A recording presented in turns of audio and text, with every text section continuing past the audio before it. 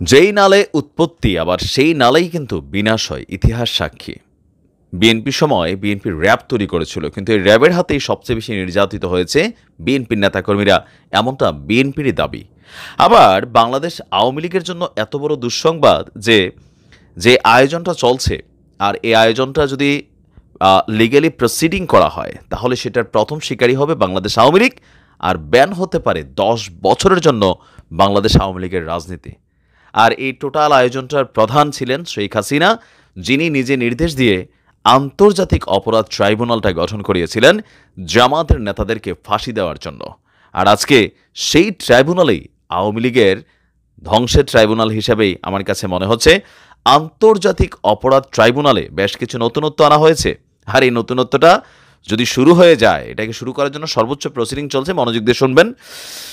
আন্তর্জাতিক অপরাধ ট্রাইব্যুনাল আইনের ধারা, এখানে যে ধারাগুলো ছিল সেটাকে সংশোধনের জন্য 8টি প্রস্তাবিত খসড়া সংশোধনীতে তুলে ধরা হয়েছে, মানে এটাকে পরিবর্তন করা হবে। রাজধানীর বিচার প্রশাসন প্রশিক্ষণ ইনস্টিটিউটে এক মতবিনিময় সভায় এই প্রস্তাবগুলোকে তুলে ধরা হয়েছে।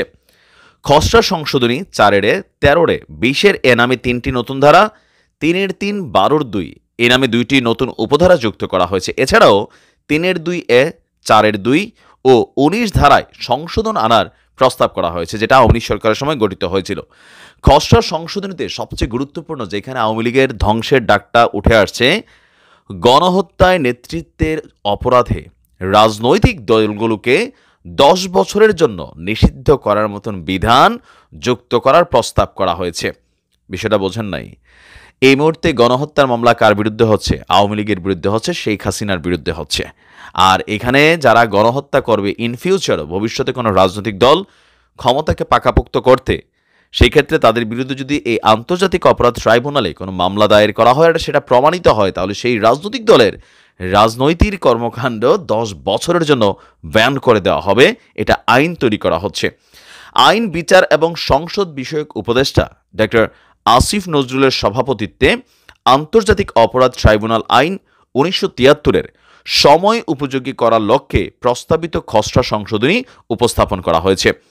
ডক্টর আসিফ নজরুল নিজে বলেছেন, গত জুলাই হত্যাকাণ্ডে জনগণ নিজ চোখে দেখেছে একটি বৃদ্ধ প্রজন্ম দেশের একটি তরুণ প্রজন্মকে উন্মত্তভাবে খুনের নেশায় ব্যথিত ছিল। আমাদের বুকের ভিতর যত কষ্টই থাক, যত হতাশা থাক, যত ক্ষোভ থাক, এই খুনের বিচারকে অবশ্যই সবার কাছে গ্রহণযোগ্য হতে হবে। আমরা প্রতিশোধ বা প্রতিহিংসার বিচার চাই না।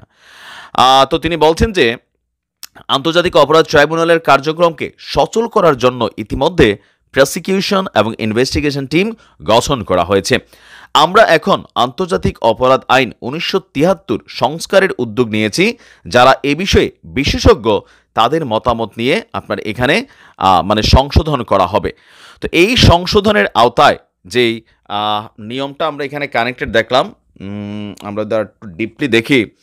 বলা হয়েছে, 8ম সংশোধনীর মাধ্যমে কোনো রাজনৈতিক দল যদি এই আইনের অধীনে কোনো অপরাধ করে তাহলে সে দলকে 10 বছর পর্যন্ত নিষিদ্ধ করার বিধান রাখা হয়েছে। আইনটির প্রস্তাবিত সংশোধনী নিয়ে স্থানীয় সরকার, পল্লী উন্নয়ন, সমবায় এবং ভূমি মন্ত্রণালয় বিষয়ক উপদেষ্টা হাসান আরিফ, তারপর আছেন আদিলুর রহমান খান, অ্যাটর্নি জেনারেল, আইন ও বিচার বিভাগের সচিব, তারপর আর এখানে বিভিন্ন মানুষ, তারা সেখানে এই বিষয়টা নিয়ে তারা সমন্বয় করেছেন। আর এটা নিয়ে জাতিসংঘের আবাসিক সমন্বয়কারী অফিসের কর্মকর্তা জাহিদ হোসেন, সাংবাদিক ডেভিড বার্গম্যান, আইনজীবী ব্যারিস্টার জ্যোতির্ময় বড়ুয়া, নানানভাবে যাদেরকে নিয়ে এটা নিয়ে কাজ করার জন্য একত্রিত করা হয়েছে। আর এখানে একটা clear message for Awami League. এটাতে তো গণহত্যা 100% প্রমাণিত হবে। অলরেডি শেখ হাসিনা নামে 200টা মামলার মধ্যে 179টা মামলা হচ্ছে আপনার হত্যা মামলা। আওয়ামী লীগের মন্ত্রী, এমপি সবার নামে এই মামলাগুলো হয়েছে। তো এটা গণহত্যার দিকে যাচ্ছে। অলরেডি তালিকা প্রকাশ করা হয়েছে। সব মিলিয়ে হাজার হাজার মানুষের সংখ্যা সামনে আসছে। আর এই যে সংস্কারটা করা হচ্ছে, এই সংস্কারটা চাইলে একটা রাজনৈতিক সরকার কিন্তু এসে হাত দিতে পারবে না। আর যদি দেয়, ভবিষ্যতে আবার এটা নিয়ে নানান কিছু হবে।